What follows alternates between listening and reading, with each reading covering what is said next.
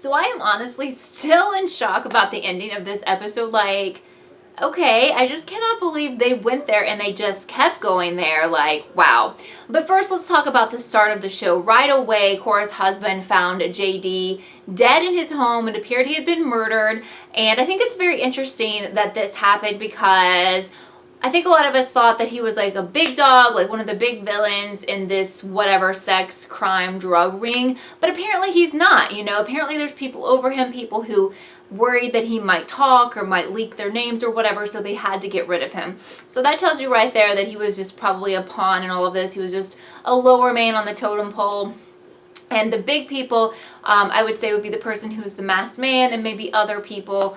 Definitely other people are involved in this that have not been revealed. So by looking at the promo for next week, the masked man is taking his mask off. Now, I don't know if that's like a dream or what. I would be a little bit surprised if we get that reveal of him in episode 7, but I guess depending on who this guy is, maybe it's not as important as we think. I did a video this week how I think it's the police chief because we know he doesn't like the detective. He is friends with the lawyer who represented JD and the lawyer who represents the Bevelwick Club, and he definitely doesn't think that Ambrose is on to anything, and he just kind of dismisses him, and he definitely thinks Cora is guilty for all of this and guilty of murdering whose ever body that is. And I'm still not buying that it's Maddie's body because I feel like they would have already revealed that. Why haven't they told us who it is? I really think it's Phoebe's body.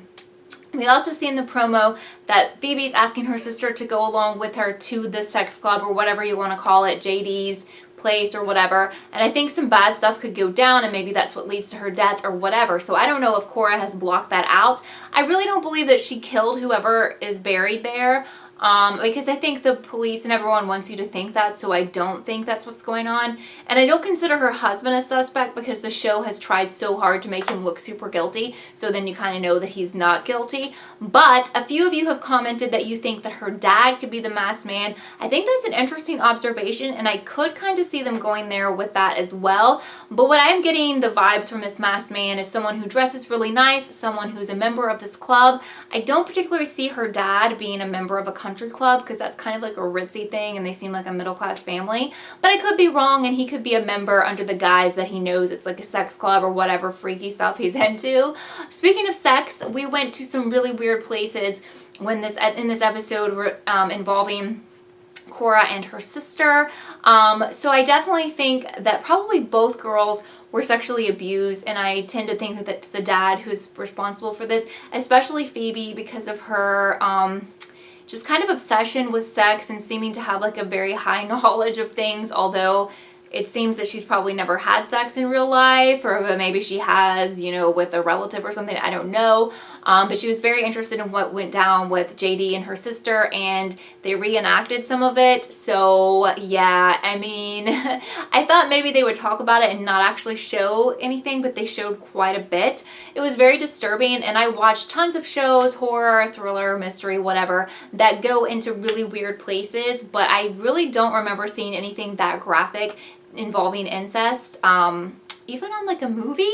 So I was very shocked by that, and I don't see how you couldn't be shocked, but I hope it has a purpose, and I feel like that purpose is to show that they are just confused about what is right and wrong with sexuality, and perhaps they've been involved in other scenarios with other relatives or whatever. So maybe for Phoebe, that's not that weird. I'm just kind of surprised that Cora would go along with it, because Cora seems to kind of have a better head on her shoulders, but we know she has so many issues now. So again, maybe they were both exposed to sexual abuse and don't really know what is right and what is not.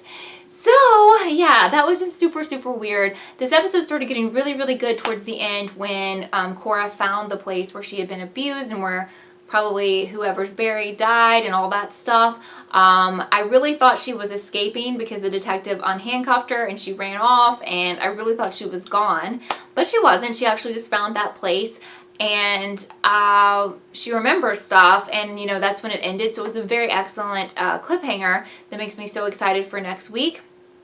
But I don't know what's going to happen. Like, I hope she finds something big there, because otherwise she and the detective are going to be in so much trouble, because they were out past the 2 hours and they were supposed to be arrested if they went out past that time. So unless something big is uncovered there, I feel like they're gonna both go to jail. Well, she's gonna go back to jail and then he's gonna go to jail because I don't know. And we still don't understand his motive for everything. Why is he so obsessed with Cora in this case? Why does he believe her and want to, you know, kind of set her free or kind of make people understand why she killed Frankie? Because we don't know that either. But with only 2 episodes left, they have to wrap it up because it's a limited series. But let me say my disclaimer one more time. If you have read the book, I do know by interviews from Jessica Biel that they will go a different direction, most likely for the ending.